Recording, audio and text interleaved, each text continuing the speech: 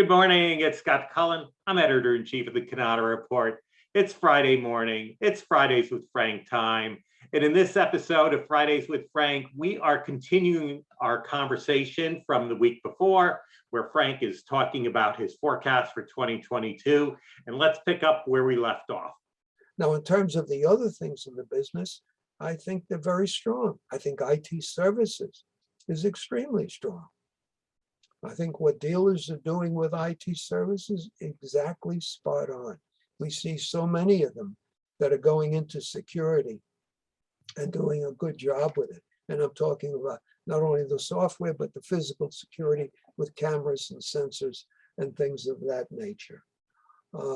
Telephony, I think I'm so glad to see so many of them embracing VoIP. Good move.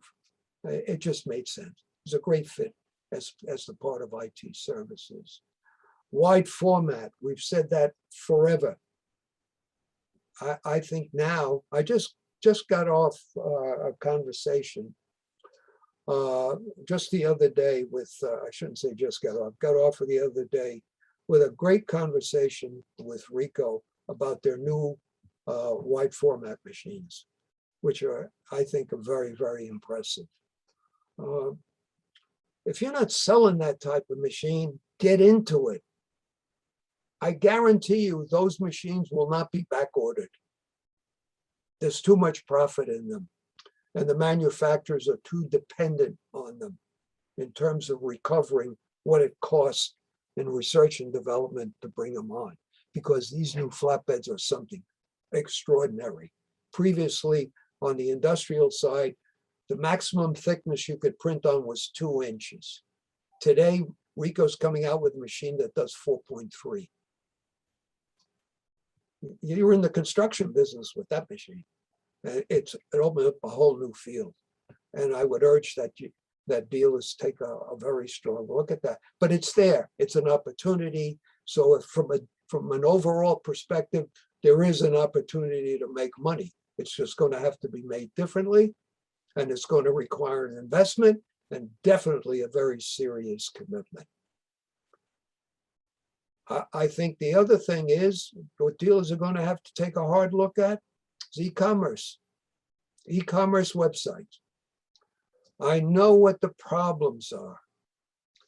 I just think those problems can be adjudicated or those problems can be resolved. I think the fear is, let's say somebody builds an e-commerce website, and let's just say, pick a name. I'm not talking any one of the A4 manufacturers, and Kyocera is the biggest. What can Kyocera do if one of their dealers asks and says, I'm going to have an e-commerce website. Will you support my shipping anywhere? And I can see Oscar Sanchez, the CEO, saying, sure. But as long as there's another Ricoh there that's going to take care of the machine, it's a win. It's a freaking win. Now, the dealer that's picking up the service may be unhappy that, hey, this customer is in my territory. So why the hell is he buying from a dealer 3 states away? You missed it. So now you pick up the service. So, and this is only my supposition. So I'm not saying that's what's going to happen, but that's logically, that's what should happen. Manufacturers should embrace their dealers, particularly the manufacturers that are very heavy into A4. And I'm talking about HP, I'm talking about Kyocera, and I'm talking about Lexmark. And just support an e-commerce website in A4 simply by doing as I suggested, helping them get coverage all over the country. I think that's a win-win for everybody. That's where the market is going. The pandemic has accelerated that, and we've been saying that for almost the last 2 years.